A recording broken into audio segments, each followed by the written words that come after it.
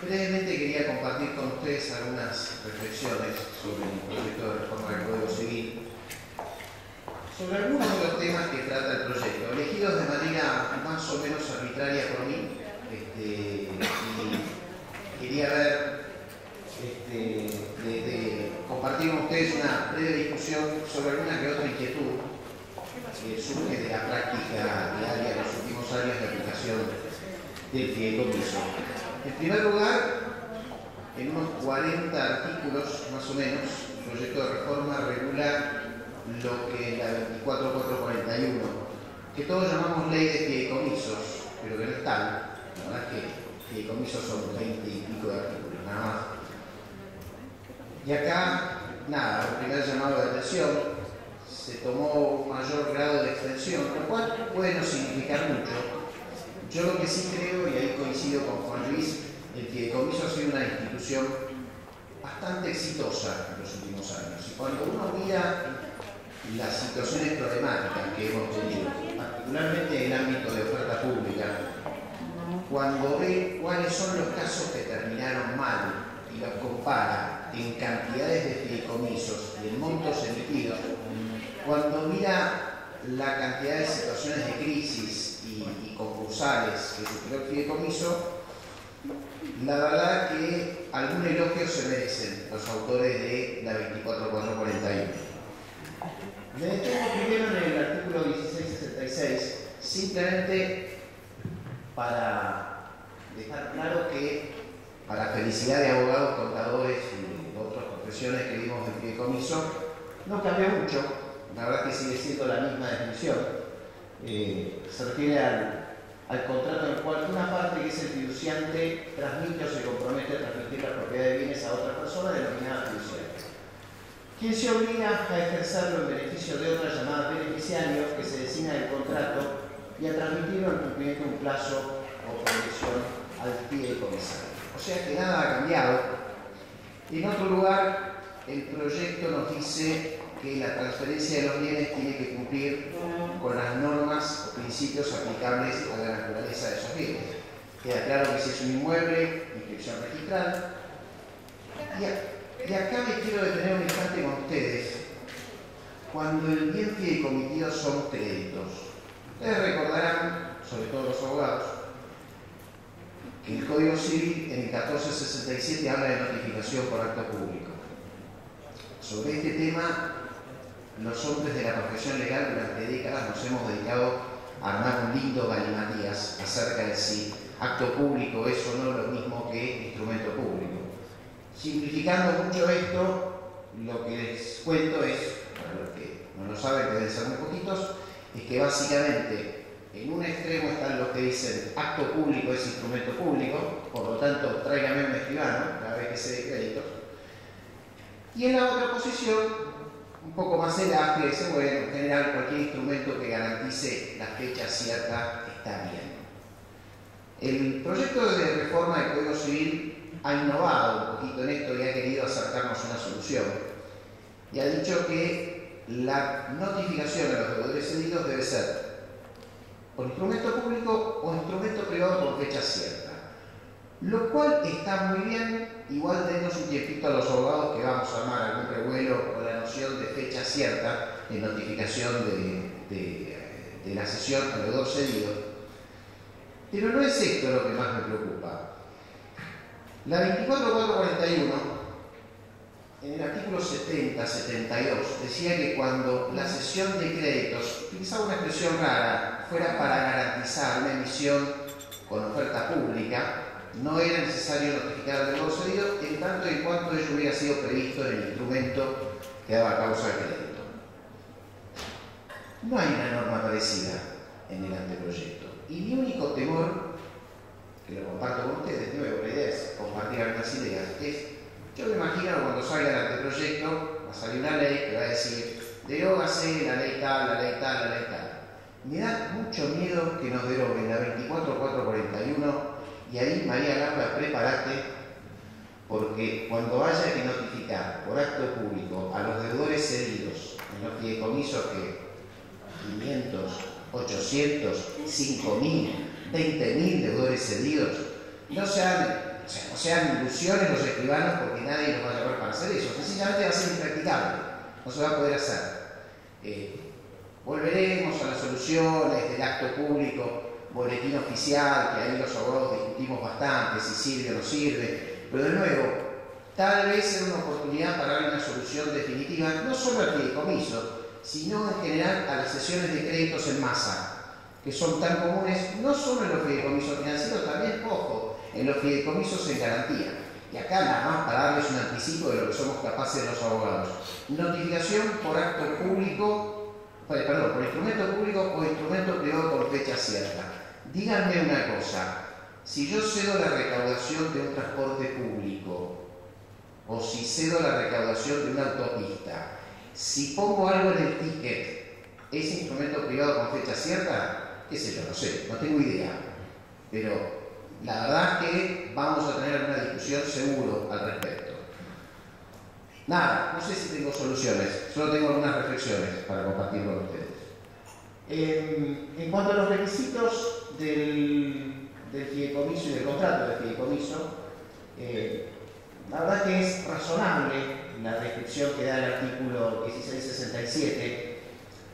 Tal vez podría haber estado entre los recaudos, y esto es una pequeñez, el nombre del fideicomiso, algo que se ha vuelto una práctica corriente, que los fideicomisos tengan nombre, y curiosamente no se prevé la necesidad de que se establezca un mecanismo de toma de decisiones. Algo se dice sobre el fideicomiso financiero más adelante, pero para el fideicomiso en general no se ha previsto nada. Tampoco dice, la verdad esto no tiene por qué decirlo el anteproyecto del Código Civil, pero todos sabemos que todo fideicomiso debe tener el quit. Les diría que el quit se ha convertido en un atributo de la personalidad, prácticamente. Así que por más que no lo diga el anteproyecto, seguramente los abogados, los contadores, los asesores sabrán que tiene que estar. En cuanto al plazo, se mantiene el plazo de 30 años, con la excepción de cuando sea constituido a favor del incapaz, en cuyo caso se extiende durante la existencia del incapaz, o se extinguirá con su fallecimiento. Creo que no hubiera estado mal una prórroga. Los fideicomisos de infraestructura de los cuales se hablaba hoy, muchas veces las demandas de plazo pueden ser importantes. Es verdad que el Código Civil y el derecho civil en general, el derecho patrimonial, no es amigo de los dominios imperfectos infinitos. Pero bueno, no hubiera estado mal la oportunidad, dependiendo del tipo de negocios, que se previera la posibilidad de prorrogarlo. No digo que esté perdido, tal vez en el debate del proyecto a alguien se le ocurra. En esto el fideicomiso, el anteproyecto en el 1671 y el 1673 ha sido más o menos revolucionario en terminar con una discusión acerca de si el fiduciario puede o no ser beneficiario. La verdad es que los hechos se venían dando en los fideicomisos donde el fiduciario venía siendo beneficiario. En general, la doctrina lo que decía es, en tanto haya pluralidad de beneficiarios, en la cual se diluye el riesgo de conflicto de interés, no hay ningún problema. También teníamos antecedentes jurisprudenciales de algún fideicomiso de garantía, donde el acreedor era fiduciario y beneficiario a la vez, y la justicia lo rechazó, ese fideicomiso. Acá el anteproyecto nos está adelantando que el fiduciario puede ser beneficiario. No dice nada cuando trata el fideicomiso en garantía. La verdad es que si hacemos interpretación de la norma no debería haber ningún problema. El proyecto anterior de unificación del Código Civil decía que el fiduciario podía ser beneficiario cuando fuera entidad financiera. Algo raro. En este caso no lo aclara. No sé si es necesario aclararlo. Lo veremos si llega a la práctica. Acá la verdad me detuve en este artículo nada más porque me llamó la atención el trabajo que se tomó el legislador en aclarar que el beneficiario tiene que aceptar su condición de tal. Lo cual me parece muy bien, pero un poco volviendo a la reflexión anterior sobre la extensión de las normas, nada, el Código Civil ya contemplaba la estipulación a favor de tercero y que tenía que ser aceptada. por ese tercero para volver efectiva. Se prevé un mecanismo inclusive en el cual el fiduciario puede requerir mediante un acto positivo ante la justicia para que el beneficiario se expida acerca de si acepta o no su condición de tal. Me parece muy bien y de alguna manera tal vez lo que busca es solucionar alguna situación práctica que se haya vivido. Yo no la conozco, no conozco muchos casos en los cuales haya habido dudas sobre la aceptación por parte del beneficiario. Generalmente algún acto realiza que hace clara su aceptación, percibe el beneficio, suscribe el valor fiduciario emitido por el fiduciario, etcétera, etcétera, etcétera. Pero bueno, estos son algunos de los artículos que aparecen de más en número cuando lo comparamos con la 24.441. Está muy bien que siga siendo claro que los bienes fideikomitidos quedan exentos de acción singular de fiduciante, de los acreedores del fiduciante y de los acreedores del fiduciario también. Esto es así, siempre ha sido así, salvo fraude o situación o revocación. La verdad, alguna vez se ha planteado si la cesión fiduciaria es onerosa, es gratuita a los efectos de los artículos 118, 119 de la ley de quiebra, para ver si cae o no hay. Y yo creo que la cesión fiduciaria es fiduciaria, y en cada caso puede ser onerosa o puede ser gratuita. Y cuando es en garantía, contesta alguno, bueno, cuando es en garantía es en garantía. Una hipoteca, ¿es onerosa o es gratuita? Tiene el mismo problema. Si ustedes quieren, yo no recibo una contraprestación cuando constituyo una hipoteca, y tampoco debería recibirla, entre comillas, cuando cedo fiduciariamente en garantía un activo. Simplemente lo cedí en garantía. Pero, digamos, lo que sí está claro y lo que es bueno celebrar es que el proyecto mantiene la idea de que los acreedores de fiduciario y fiduciario, tanto y en cuanto no exista fraude, no pueden atacar los bienes fideikomíticos. Fideicomiso financiero, que lo regula por separado y que me parece muy bien, y que me llamaba la atención dos o tres cositas. La primera es que hable de valores garantizados, que la verdad esto no es un problema del proyecto. En algún lugar ya en la 24.441 hablaba de valores garantizados. No me quiero poner exquisito, no estoy del todo convencido de que garantizados sea la palabra más feliz. La cesión fiduciaria, cuando es en garantía, es en garantía, pero cuando es una cesión fiduciaria plena, no es una cesión en garantía. El fiduciario es dueño de los bienes fideikomitidos y los valores fiduciarios, en todo caso, se pagan con el patrimonio fideikomitido. Garantizado me parece que es una palabra no del todo exacta. Tal vez hubiera estado bien que dijera valores negociables. Y después también, de los requisitos de contenido del contrato de fideicomiso financiero especiales, pide que contenga los términos y condiciones de los valores, lo cual está muy bien, y las reglas de adopción de decisiones por parte de los beneficiarios, y previsiones para el caso de insuficiencia o insolvencia del patrimonio fideikomitido. Acá tengo dos cositas. Ojalá no se pierda algo que hemos heredado en la CNB de la época del doctor Cipriano Rodríguez, cuando nos decía, escúcheme, la ley 24.441 no dice nada en materia de asamblea. Si usted quiere, haga una asamblea. Pero ¿por qué no pone ahí un parrafito diciendo que la asamblea puede ser reemplazada por instrucciones escritas de los beneficiarios, en tanto y en cuanto respeten las mayorías previstas para el régimen asambleario? En mi lectura de la norma no prohíbe esto, porque de hecho, cuando prevea el mecanismo de adopción de decisiones, puedo armar un mecanismo de asamblea, puedo incorporar por referencia a las asambleas de la ley 19.550, como de hecho dice en algún lugar del proyecto, si no contemple nada, se va a aplicar. Pero para el bien de nuestros clientes y de los reguladores, es bueno que tengamos la posibilidad de que una asamblea sea reemplazada por instrucciones escritas con todas las salvedades que quieran, certificación de personería, etcétera, etcétera, y demás. Y después, bueno, la palabra insolvencia me genera cierto escozor. Primero, me genera cierto escozor insuficiencia o insolvencia. Ya veo las hordas de abogados buscando la diferencia entre insuficiencia e insolvencia. ¿Qué quiso decir el legislador? ¿Qué se aplica en un caso? ¿Qué se aplica en el otro? Nos vamos a matar discutiendo esto. Y la verdad, yo hubiera preferido que diga insuficiencia. Insolvencia es un término propio del derecho concursal. La verdad que si dice una sola cosa de las dos es mejor todavía. No quisiera las dos palabras. Si tengo que elegir, me quedo con insuficiencia, que es más propia del derecho de los fideicomisos. Y acá creamos la rama del derecho de los fideicomisos, en este acto. Esto sí, la verdad que en esto sí, el proyecto es revolucionario. El pedir un prospecto en el que consten las condiciones de emisión de los certificados a ser emitidos. Pero no lo pide cuando hay oferta pública, lo pide así, genéricamente. La verdad es que esto va a ser interesante. ¿Cómo nos ponemos de acuerdo? ¿Qué tiene que tener ese prospecto?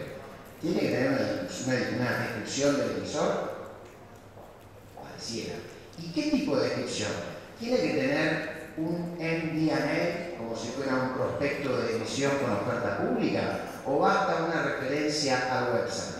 Yo te digo una cosa, si ya hoy nos matamos teniendo un organismo regulador que nos dice cómo hacer los prospectos, si dejamos librado en manos de la práctica en general la preparación de un prospecto, me parece que nos metemos en un terreno peligrosísimo. Y seguramente vamos a crear en algún momento una jurisprudencia sobre qué tenían que decir estos prospectos. La pregunta es, ¿era necesario? Me parece que si no hay oferta pública no hay necesidad de prospecto. Hay necesidad de un contrato bien escrito. Tal vez en algún momento se aclare que esto se escribió pensando en los fideicomisos con oferta pública y ahí no he dicho nada. Lo único raro es, ¿por qué solo para los certificados y no para los títulos de deuda que emite el fideicomiso? A lo mejor fue un descuido, nada más que eso. Pero de nuevo, en esta idea de compartir reflexiones, quería compartir esta con ustedes. Bueno, en materia de toma de decisiones, yo les adelantaba, creo que queda a salvo y esperemos que quede a salvo a futuro, para el bien de todos, la posibilidad de dar instrucciones escritas que en tanto y en cuanto se ajusten a las mayorías asamblearias, deberían funcionar igual que una asamblea, van a ser más simples, menos costosas y menos trabajosas para los involucrados. Me detengo un instante en fideicomiso en garantía. Simplemente, probablemente todos los tengan muy presente, no quiero tocar ningún botón equivocado. Acá hay uno que es una lucecita, ¿no? En el medio. Les recordarán que en el fideicomiso en garantía, cuando se trata de créditos, a veces puede ser un bien, simplemente, no necesariamente un crédito. Pero acá lo pensé para créditos que son los más comunes.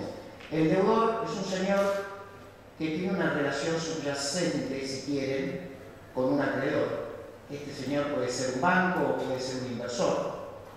¿Sí? Y acá lo que hay es una relación de deuda.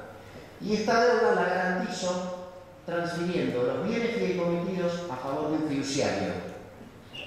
Y la idea es que si este señor no cumple con sus obligaciones bajo esta relación subyacente, otro señor que está acá, que es el fiduciario, procede a realizar los bienes para que se cobre el acreedor. Acreedor que tiene el doble rol de beneficiario y acreedor, y el deudor tiene el doble rol de deudor y fiduciante en el fideicomiso.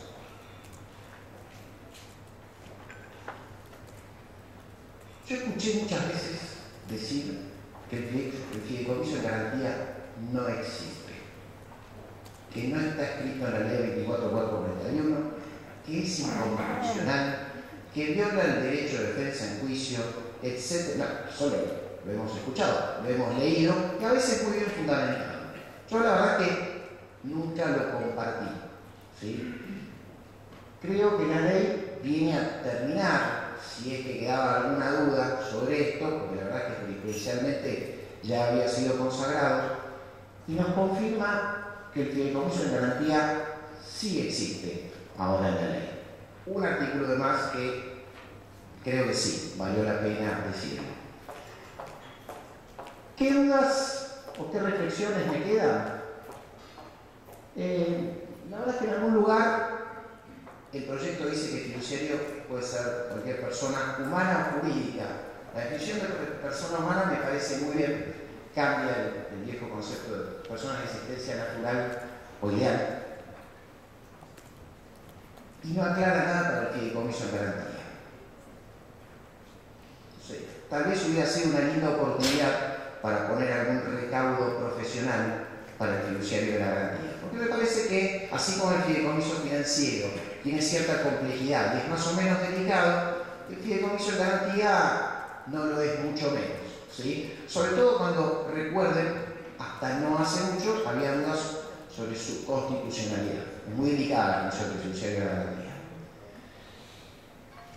De nuevo, repito lo que les dije antes, me quedo con las definiciones anteriores del proyecto y creo que este fiduciario de la garantía también puede ser beneficiario.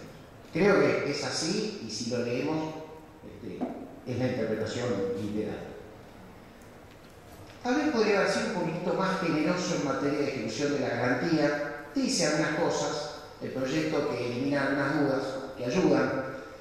La verdad que el típico caso diabólico que uno se imaginaba y que era que motivaba los típicos artículos sobre inconstitucionalidad era el pobre tipo que cedía su casa, que valía, por decir algo, $200.000 en garantía de una obligación de $50.000 pesos, no pagaba y le entregaba la casa al beneficiario.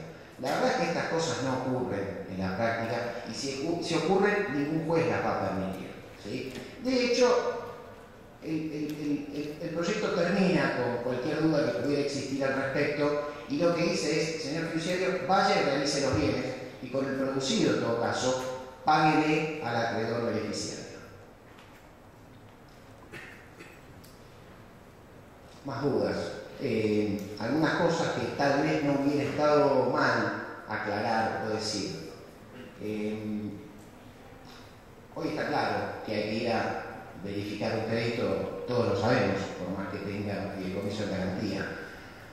Algún lenguaje al respecto del proyecto no hubiera estado mal, ¿sí? La verdad es como para regular la situación del fideicomiso de garantía frente a la quiebra. Efectos de la homologación de la propuesta concordataria, ejecución del bien libremente por el fiduciario, suspensión de la venta por el fiduciario por el artículo 24, sí, no. La verdad es que era una linda oportunidad. Alguien me podría decir, bueno, pero eso no lo tiene que decir el proyecto de Código Civil, que lo diga la ley de quiebras. Bueno, probablemente. Nada más les tiro inquietudes. No sé si tengo solución para alguna, pero les tiro las inquietudes que tengo. Y obligación del fiduciario de rendir cuentas de la ejecución al concurso, si es que realizó el bien cedido fiduciario. Con esto es suficiente. Les agradezco la atención prestada a todos. Muchas gracias.